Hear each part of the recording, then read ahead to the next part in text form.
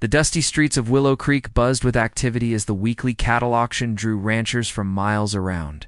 Samuel Hayes adjusted his worn hat and counted the crumpled bills in his pocket for the third time. It's $4.50.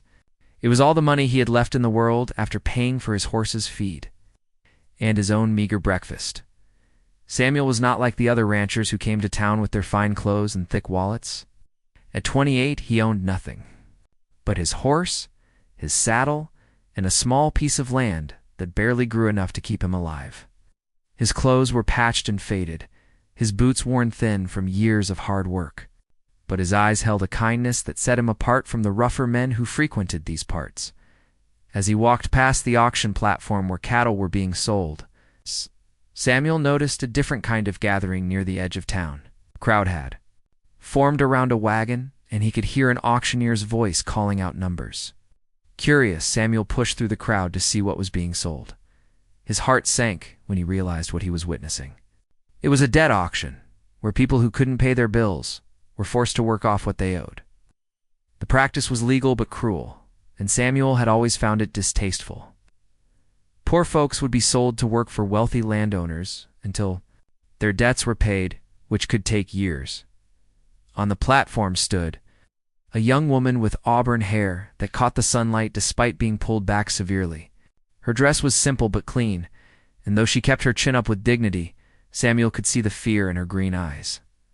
She was probably around his age, with a face that would have been beautiful if not for the worry lines etched thereby.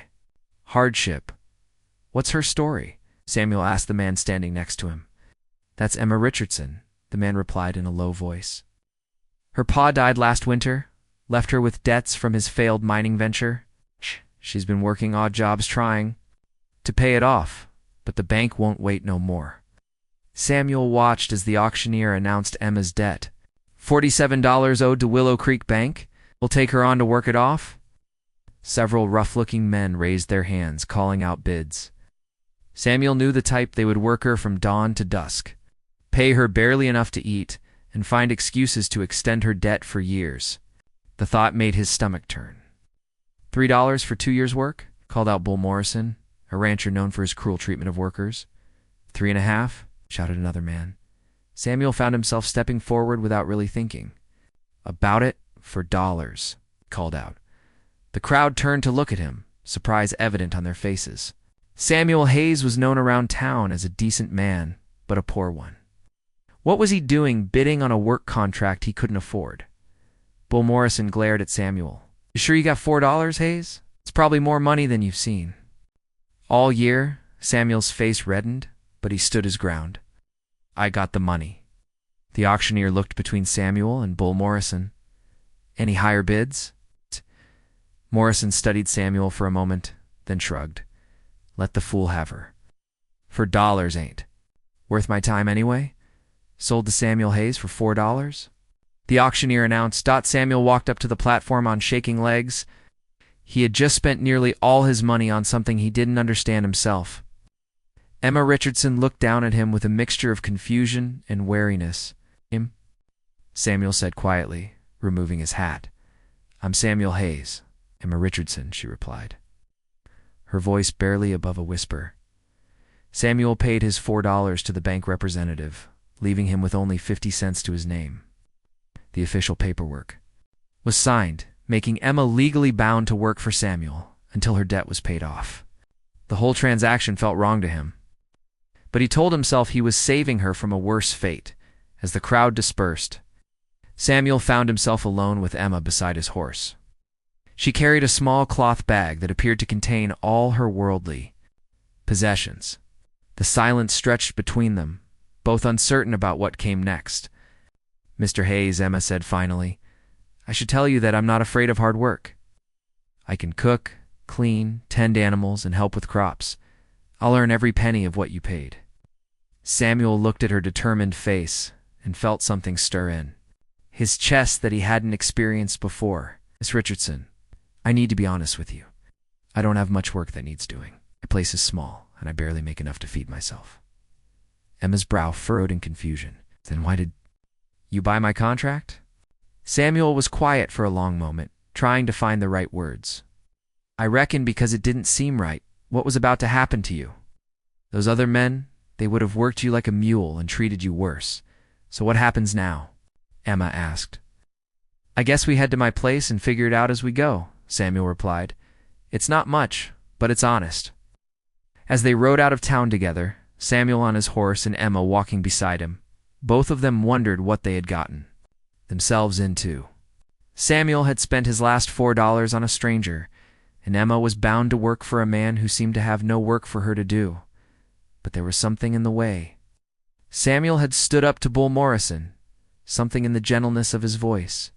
When he spoke to her, that made Emma think perhaps her situation wasn't as hopeless as it had seemed an hour ago. Samuel found himself stealing glances at the woman walking beside his horse, wondering if $4 might turn out to be the best investment he'd ever made. Samuel's homestead was even smaller than Emma had expected. The cabin was built of rough logs with a stone chimney, and the single room served as kitchen, living area, and bedroom all at once. Behind the house stood a small barn that looked like it might collapse in the next strong wind, and a chicken coop that housed maybe a dozen scraggly birds.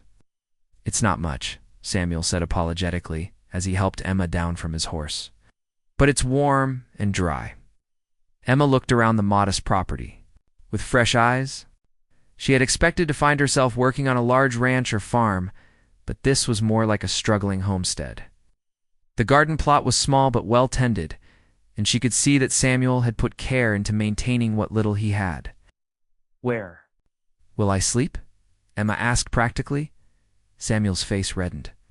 I hadn't thought that far ahead, to be honest. I suppose I can sleep in the barn, and you can have the cabin. That's not necessary, Emma said firmly. I can make a bed in the corner. I'm used to small spaces. They spent the rest of the day in awkward politeness, both trying to figure out how to share the tiny living space. Samuel showed Emma around his property, explaining how he made his living. He had a few cattle, grew vegetables to sell in town, and sometimes did odd jobs for other ranchers when they needed extra hands.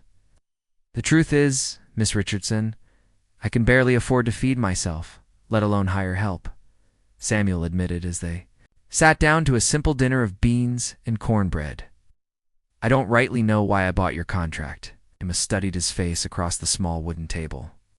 Maybe you have a good heart, she said quietly. That seems to be rare around these parts. That first night, Samuel indeed slept in the barn while Emma made herself a bed on the floor of the cabin. But as she lay in the darkness, she found herself thinking about the man who had spent his last dollars to save her from a worse fate. She had known many men in her 26 years, and most of them had wanted something from her. Samuel Hayes seemed different. The next morning, Emma woke before dawn and began exploring the cabin more thoroughly. She found that Samuel's housekeeping skills were minimal at best. His clothes were clean but unpatched, his cooking utensils were basic, and the cabin could use a woman's touch in dozens of small ways. When Samuel returned from tending his animals, he found Emma had already started a fire and was preparing breakfast. The smell of real eggs and bacon filled the small space, making his mouth water. Where did this come from? Samuel asked, looking at the improved breakfast. I found some supplies you had that weren't being used properly, Emma replied with a small smile. A few eggs from hens that were laying in odd places, some bacon that was hidden under other things. You have more than you realize, Mr. Hayes. You just need someone to organize it better. Over the following days, Emma began transforming Samuel's homestead in small but significant ways. She mended his clothes, organized his supplies, and improved his meals with simple changes that cost nothing but made everything better. She also proved to be surprisingly knowledgeable about farming and animal care. My father might have been a poor businessman, Emma explained as she helped Samuel repair a fence, but he taught me practical skills before he got caught up in his mining dreams. I know how to make things work with very little. Samuel found himself looking forward to coming back to the cabin each day. For the first time in years, he had someone to talk to. Someone who shared his meals and took an interest in his small struggles and victories. Emma had a way of making even the humblest accomplishments seem worthwhile, but the arrangement also created tension.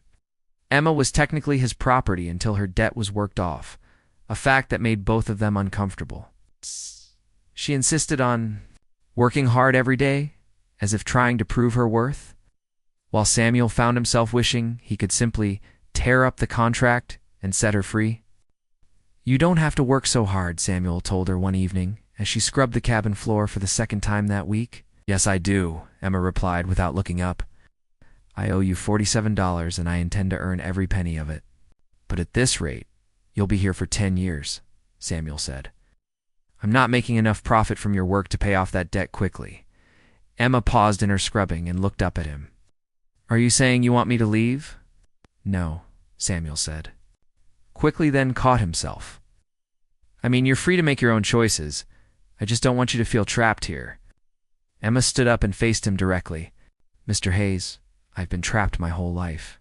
Trapped by my father's debts. Trapped by circumstances. Trapped by being a woman alone with no family. But this is the first place I've ever lived where I felt like I might actually belong." Felt his heart skip at her words, but he tried to keep his expression neutral. "You belong wherever you choose to belong, Miss Richardson." "Emma," she corrected softly. "After living in the same cabin for a week, I think we can use first names." Samuel repeated, liking the sound of her name. "And you can call me Samuel?" As the weeks passed, their formal relationship began to evolve into something warmer. They worked side by side during the day and shared quiet conversations by the fire each evening.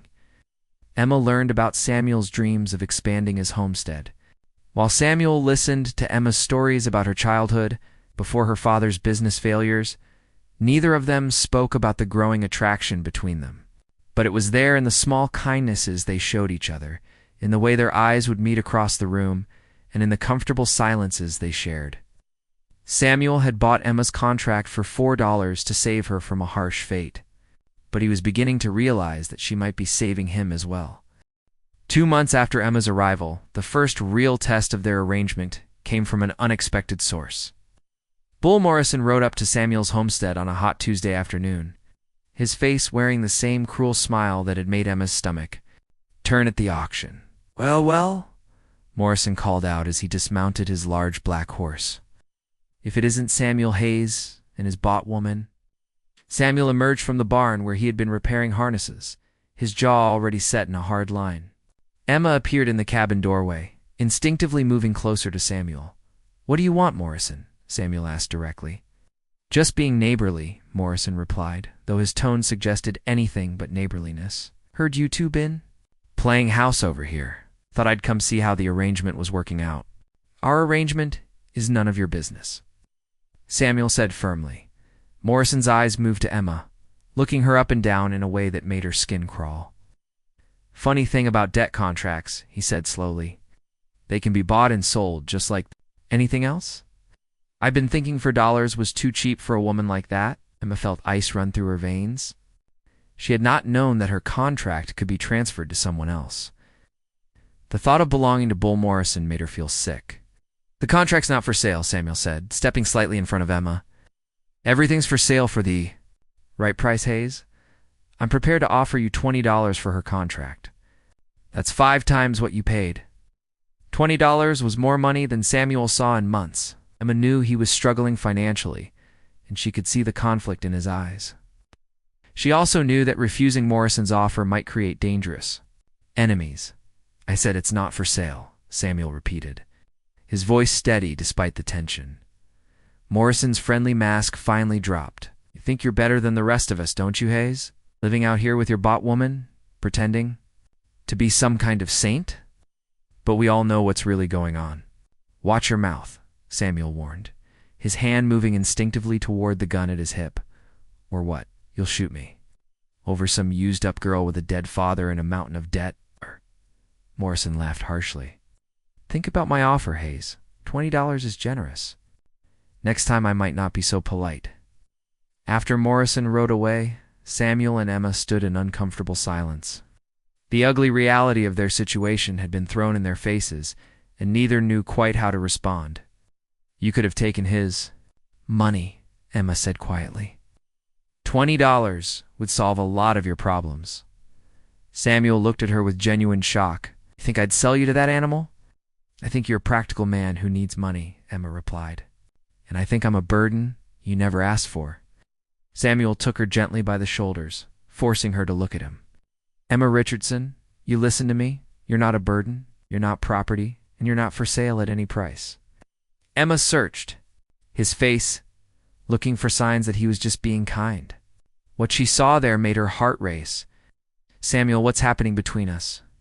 It was the question they had both been avoiding for weeks. Samuel dropped his hands from her shoulders, but didn't step away. I don't rightly know, he admitted. But I do know that somewhere along the way, this stopped being about a debt contract. For me too, Emma whispered. They might have said more, but the sound of approaching horses interrupted them. 3 men rode into the yard, led by the town sheriff, a fair man named Tom Bradley, whom Samuel respected. Afternoon, Samuel, Sheriff, Bradley said, touching his hat brim politely to Emma. Ma'am, sorry to bother you folks, but I need to ask about your arrangement here. Samuel felt his stomach drop. What kind of questions? The kind that come up when Bull Morrison files a complaint with the territorial judge, Bradley replied grimly.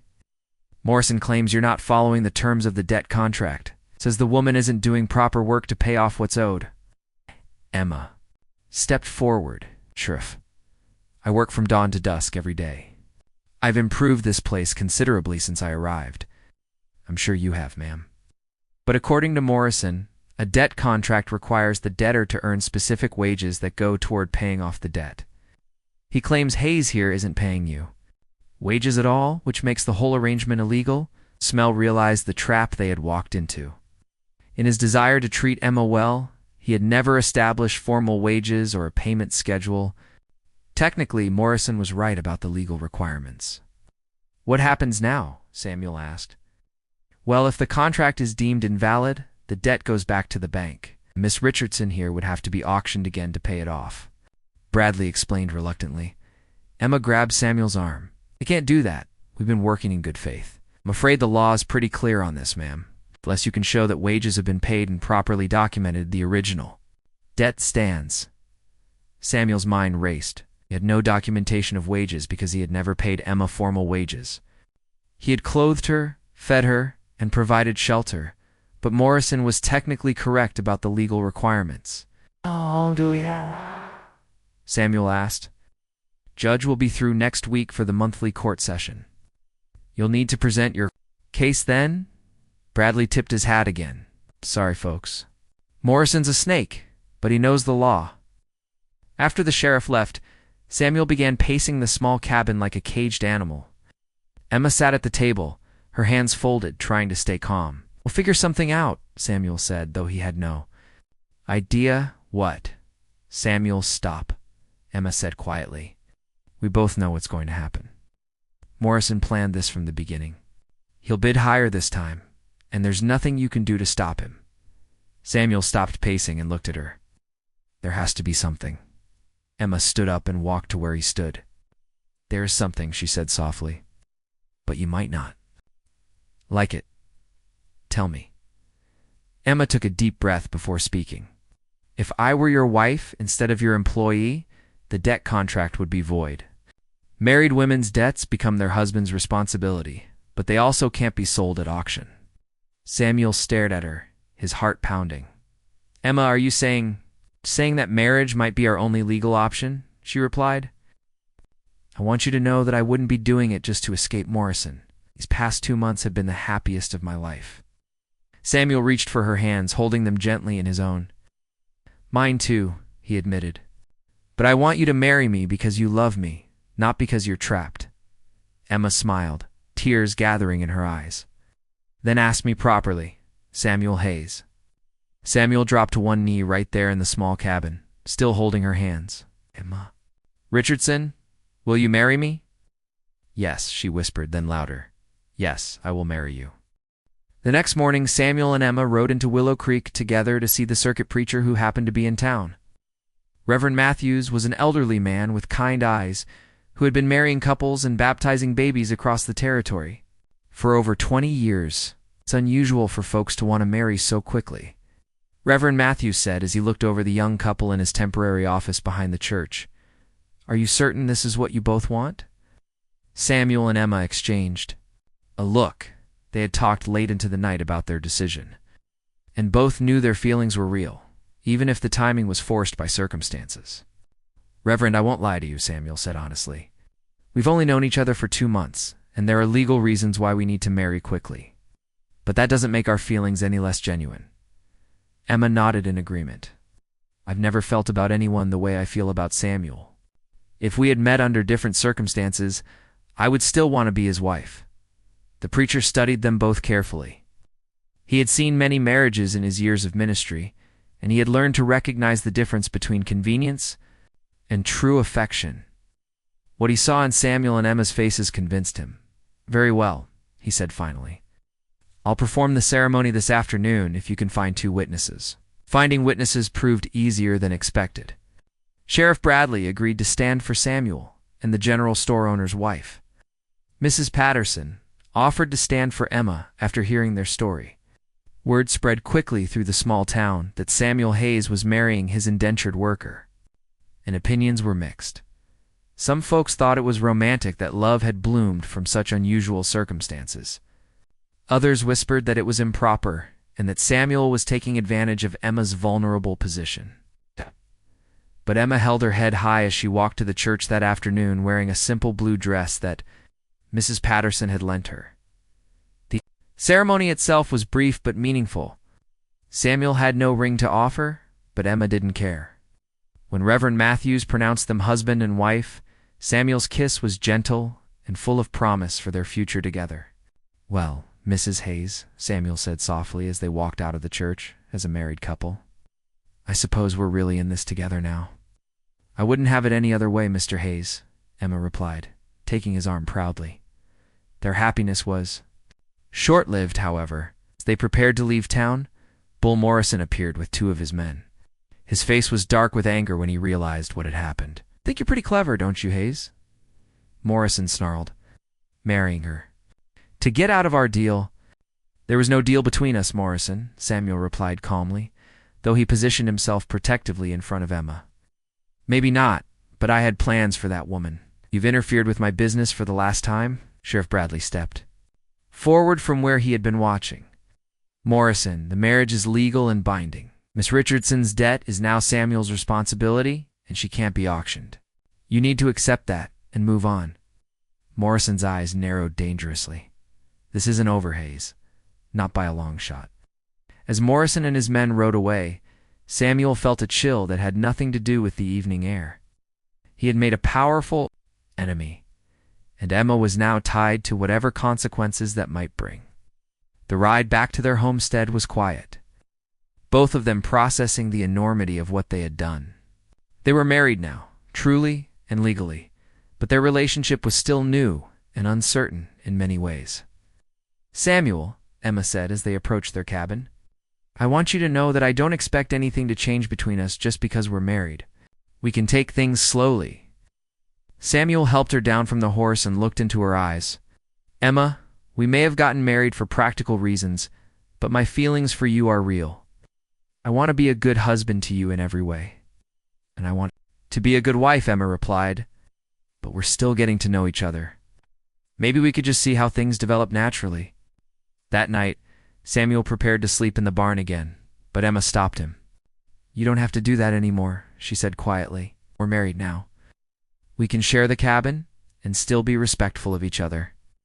They arranged the small space so that Samuel had his bedroll on one side and Emma had hers on the other. It was awkward at first, sharing such close quarters as newlyweds who were still learning to be comfortable with each other. But as the days passed, their marriage began to feel more natural, fell into routines of working together, eating together, and talking by the fire each evening. Emma continued to improve and organize their home, while Samuel worked harder than ever to make their small farm profitable. 3 weeks after their wedding, their peaceful existence was shattered when Samuel returned from town with disturbing news. He had gone to sell vegetables at the weekly market and had overheard conversations that made his blood run cold. "Emma, we need to talk," Samuel said, as soon as he entered the cabin.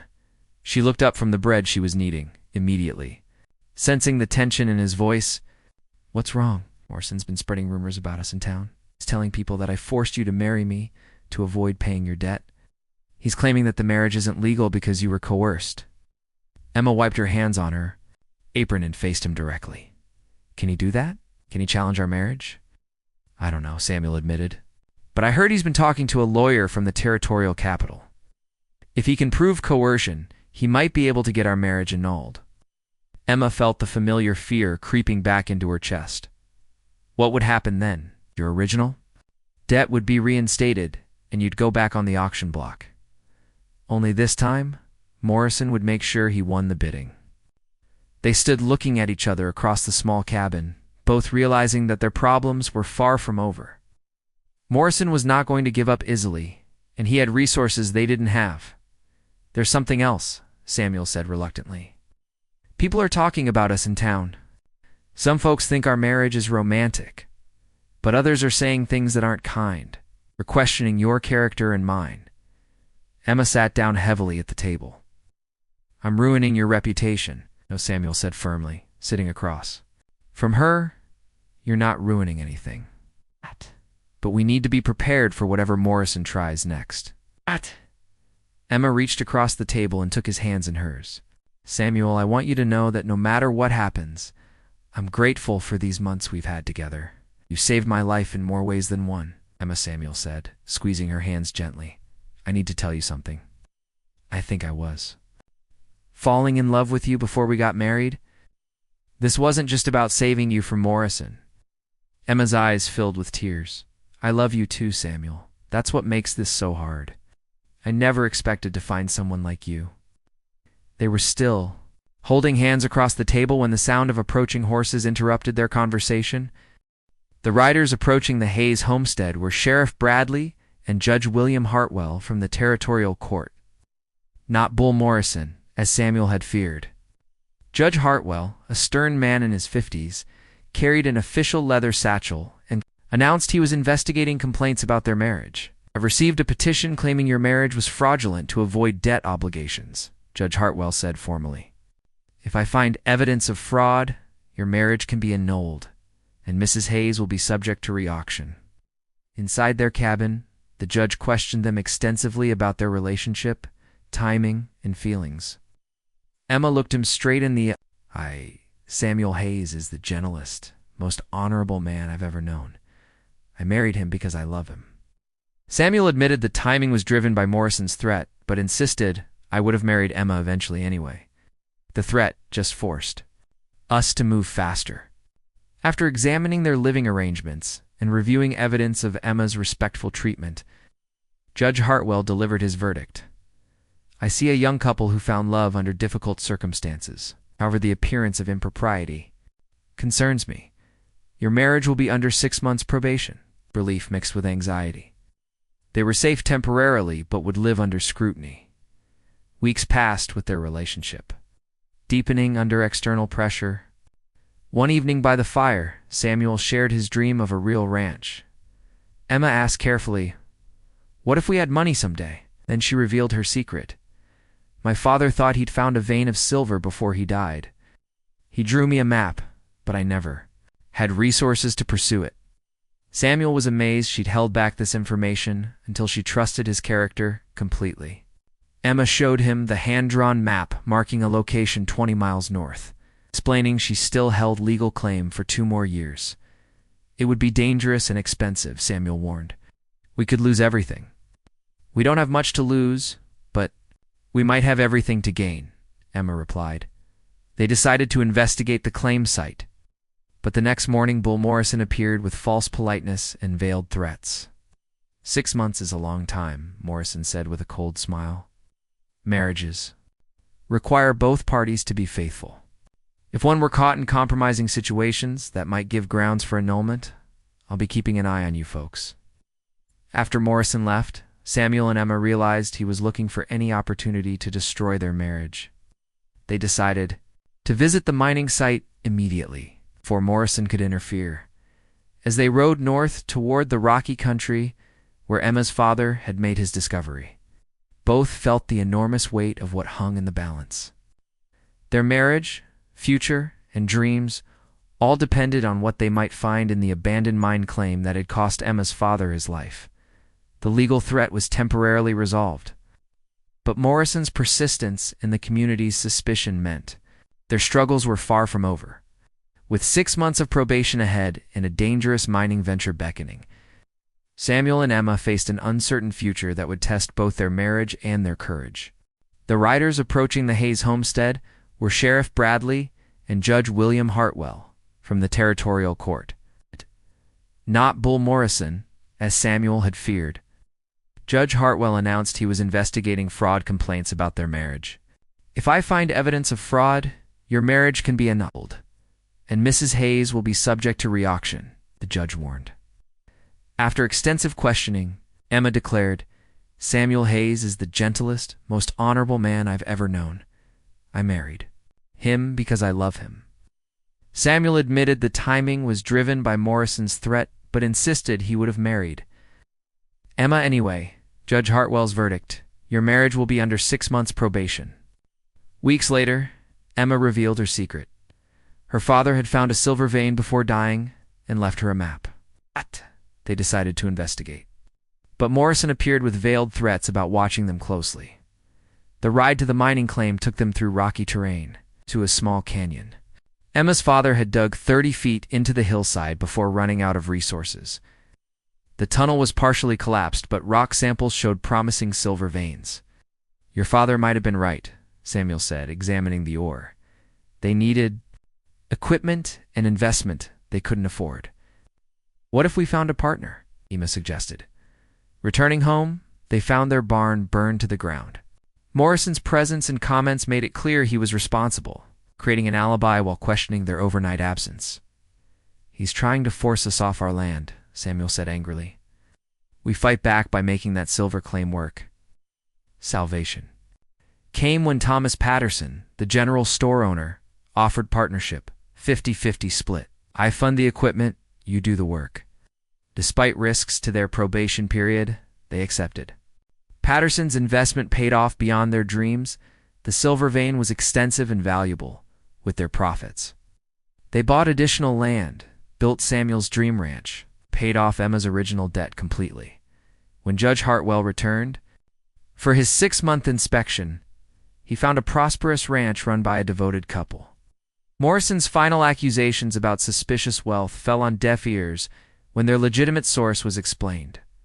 5 years later, Samuel and Emma Hayes were among the most respected ranchers in the territory, with 4 children and a thriving operation. "Do you ever regret spending those $4 on a stranger?" Emma asked one evening as they watched their children play. Samuel smiled, kissing her hand. "Best $4 I ever spent. It bought me everything I ever wanted in life." We found everything in each other, didn't we? Emma said, leaning against his shoulder. "We did," Samuel agreed. "We found our whole future in each other."